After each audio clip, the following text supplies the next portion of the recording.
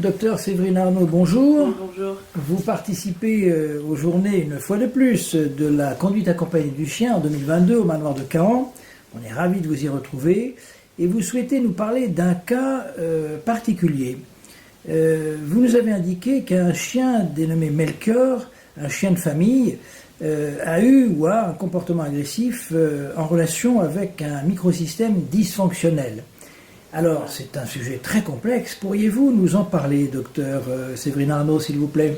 Alors, le microsystème, c'est en fait tout ce qui correspond à l'entourage très proche du chien. Et dans le cas de Melchior, c'est son microsystème, c'est-à-dire son entourage proche, dans le temps, qui a conduit à des phases agressives très particulières chez ce chien. Et en fait, grâce à l'analyse de son cas, on se rend compte que tout tourne autour de ce microsystème. C'est ce qui fait la particularité du cas. En fait. Alors, d'après ce que vous nous avez dit, vous êtes allé appelé par un de vos confrères dans le nord de la France pour traiter ce cas, somme toute, assez classique. Pourriez-vous nous raconter l'histoire de ce chien ? Alors, c'est un chien qui a été adopté dans une famille classique. Il a été adopté comme chien de famille, dans une famille, on va dire classique, c'est-à-dire avec des enfants qui n'étaient pas en bas âge. Et en fait, il a eu des problèmes de solitude qui se sont aggravés dans le temps et qui sont passés d'un problème d'anxiété jusqu'à un problème de réelle agressivité. Alors, quel lien y a-t-il entre système dysfonctionnel et justement cette agressivité ? Alors, les liens ils peuvent être multiples. Dans son cas, en fait, il y a eu des multiples erreurs éducatives qui ont fait que le chien n'a pas du tout compris son environnement, et de l'incompréhension de son environnement, il a bricolé, on va dire, des propres solutions qui ont limité son anxiété sur le coup. Et en fait, il y a une espèce de grande quiproquo familial qui s'est installée, où les solutions du chien l'aggravaient, les solutions des propriétaires aggravaient le chien.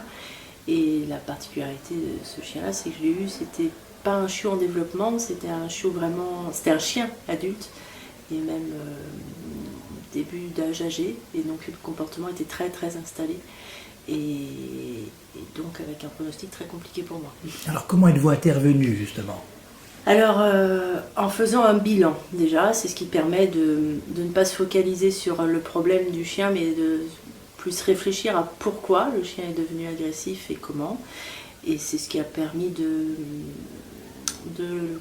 laisser tomber des hypothèses, et puis de se focaliser sur la vraie problématique. Et finalement, dans le cas de Melchior, il a fallu surtout se préoccuper de son environnement proche, puisque c'était ça qui posait le problème. Donc on n'a pas fait d'éducation sensu stricto comme on aurait pu imaginer, on est passé par une réorganisation de son microsystème. Avec quel résultat ? Alors, c'est encore un cas assez récent. Pour l'instant, on a une bonne amélioration, c'est-à-dire que l'agressivité est repassée à un stade. Disons que les agressions sont repassées à un stade d'agressivité avec de l'anxiété, mais au moins le chien comprend un peu mieux son milieu, et ses propriétaires comprennent un peu mieux le chien lui-même. Et à votre niveau, en quelques mots, que pourriez-vous nous dire de la conduite accompagnée du chien ? Eh bien, que ça a toujours été une révélation importante pour moi, et professionnellement et personnellement. J'ai eu des chiens toute ma vie. J'ai, en tant qu'étudiante vétérinaire, puis vétérinaire, côtoyé bien sûr des chiens à problème toute ma vie également. Et il n'y a que avec la conduite accompagnée que j'ai trouvé et une méthode en accord avec mes valeurs propres, et qui soit extrêmement logique, j'allais dire mathématique, mais presque, c'est-à-dire une méthode qui est objective, exhaustive, et qui permet d'aller droit au but, et de ne pas trouver des solutions qui se diraient miracles et qui sont aggravantes. Et cette expérience avec Melchior, aurait-elle été possible sans la CAC ? Sans aucun doute, non. De quelle manière ?